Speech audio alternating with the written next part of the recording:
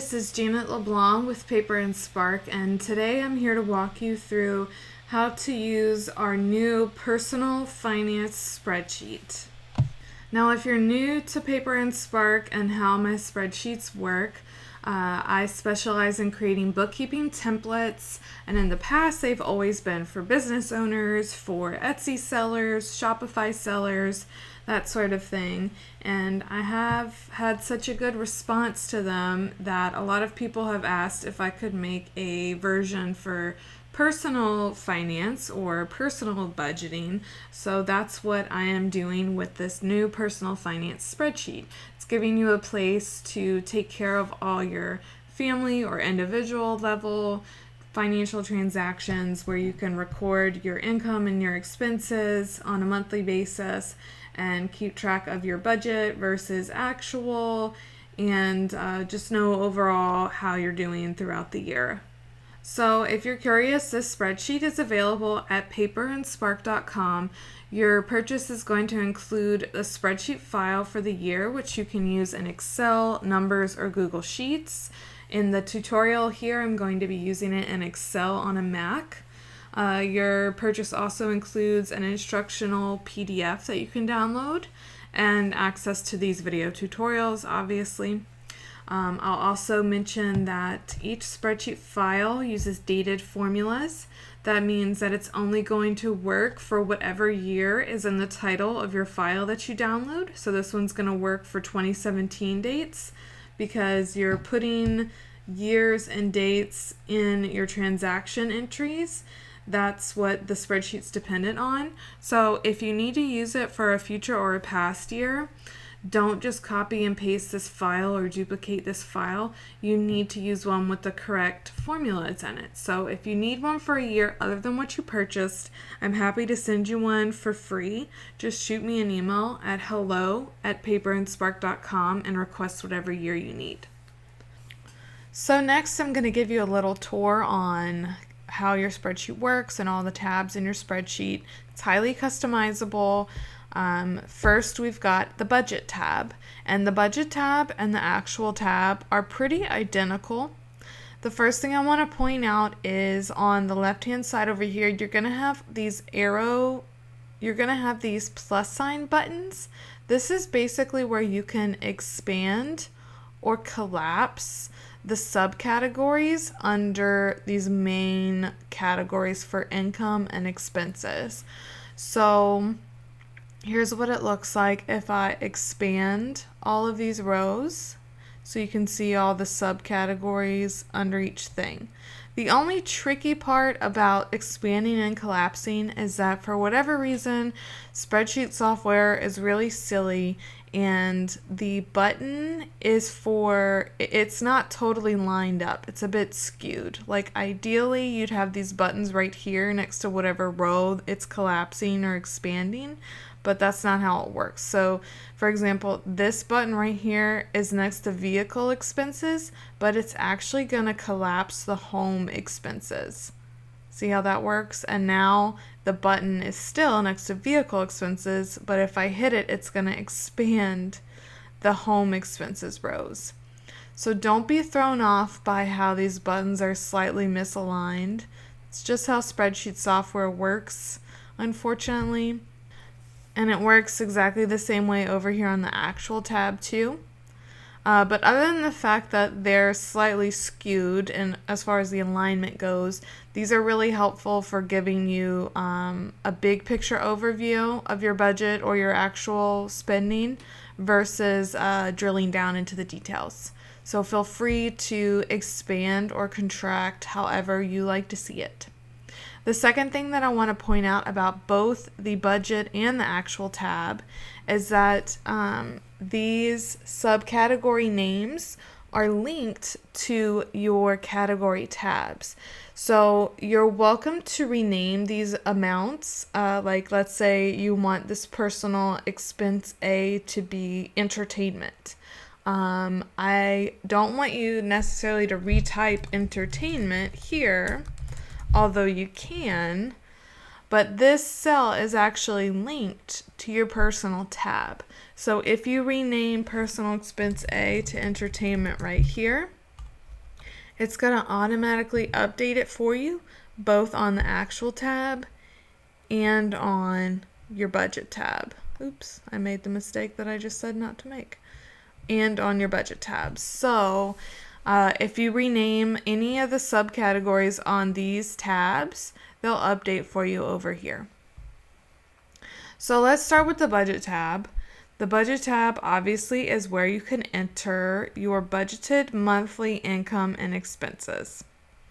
And you don't have to use this tab if you're not a budgeter person, but you're welcome to use it if you want to be able to compare your budgeted spending to your actual spending.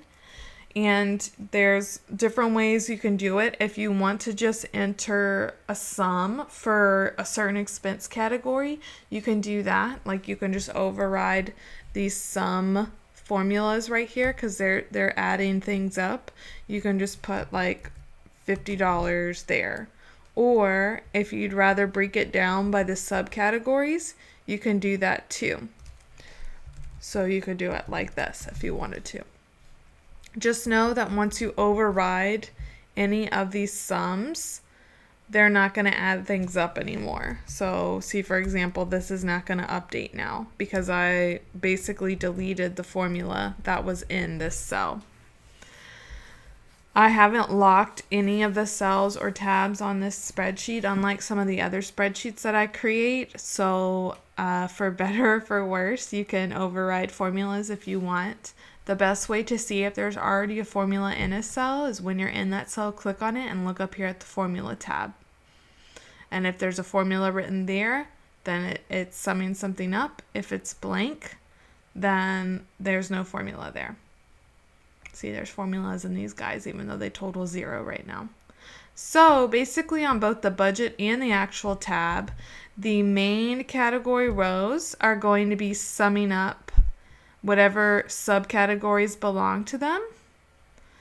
And I've color coded that for you so that it's pretty obvious what's going on. And then you can enter things on your budget tab to go into your monthly budget. So I've got some example numbers here, obviously, and I'll put a few more in just so you can see how this works. What I might want to budget for the month, and you can keep an eye on what you're budgeting for the year. You can keep an eye on your total budgeted expenses down here, and then this is your budgeted net income, which is basically just your total income minus your total expenses. Next, let's talk about the actual tab. It looks just like the budgeted tab, except all of these cells here are linked to your category tabs. So it's super important to note that you really don't want to enter anything on this tab. This actual tab, is just for looking at. The data and the numbers on here are going to automatically flow from everywhere else on the spreadsheet. So do not type in numbers here. If you do, you're gonna possibly negatively impact how the spreadsheet works. You might create errors and it won't be necessarily correct anymore. So you can type something in these cells. The spreadsheet's not going to stop you, but now your spreadsheet is not going to be linked to, this home expense tab for the month of May anymore. So if you ever accidentally type something in here, Control Z or the undo button is going to be your best friend. So again, on this tab, if you want to rename any of the subcategory rows, you can do that on the actual category tabs here. If you want to collapse or expand how anything looks, you can do that just like on the budget tab with these buttons. And same stuff, the main category rows are going to sum up the color-coded stuff beneath them. Total expenses will be the sum of all the expenses here. And your net income is going to be your total income minus your total expenses. You can also keep track of your total spending or income for the year over here in column N. So how do the numbers on your actual tab actually populate? They are flowing from these color-coded category tabs over here. So most of the category tabs are divided up into subcategories. There's usually 3 to 5 depending on which category we're talking about. So here's the income entry tab. You have up to 5 categories of income that you can enter. And remember, if you want to change these names to whatever, you can change them right here. You can override them and they can just be whatever you want them to be. And if you change them here, they will update on your actual and your budget tab as well. So as you have income, you would just enter the amount here. You want to date it, and it needs to be for that year. And if you want to, you can put a description. You could put where it's getting deposited if you want. You could put, who's paying it to you. For expenses, this is pretty easy because you'll probably put what the expense was for. You can put whatever description you want. And again, you have the 5 sections to do it. For your expenses, they're broken up into the most common expense categories we tend to have. That's home, where you can put, your mortgage or your rent payment, your utilities, water, gas, power, internet or phone or cable. You might want to do home maintenance or home repair or home services, security, that kind of thing. You have 5 categories for home expense. Vehicle, I've given you 3 categories. You can do your car payment if you want, or maintenance or repair, or gas. Living, this is kind of an open-ended one, so you've got 5 categories. This is where I would put things like dining out, medical expenses, groceries. Personal, again, you've got 5 categories here. This could be things like entertainment or recreation, activities that you do, shopping, clothing, all those Target runs. Family, if you've got kids especially, you might want to track those kid or baby related expenses in their own area. That's what you can do here on this orange tab. And then 3 subcategories for savings and charity. This is where you can put how much you're setting aside for a certain savings account or retirement funds, or how much you're donating to charity or giving to other places. Finally, you have this pink other tab where if you've got some stuff that just plain doesn't fit in anywhere else, you can put it here. And remember, you can rename it to meet whatever needs you have. A few things to note about using these tabs. You want to enter all numbers as positive, okay? Whether we're talking about income, money that you make, or expenses, money that you spend, still enter everything as positive. The spreadsheet knows to subtract your expenses from your total income, okay? They know that expenses are negative. You do not need to enter them as a negative because there's a built-in formula here that says subtract, okay? The only time you'll ever want to enter a negative number is if you're refunded for an expense. So if you went shopping and then got money back on your Target card, you could enter that as a negative expense because it's a refund. It's money back to you. Remember again that the dates are important. This whole tab works based on dates. So it's basically a formula that's saying, okay, look for any utilities dated April 2017. Okay, so that's only going to show up if I date it for April 2017, right?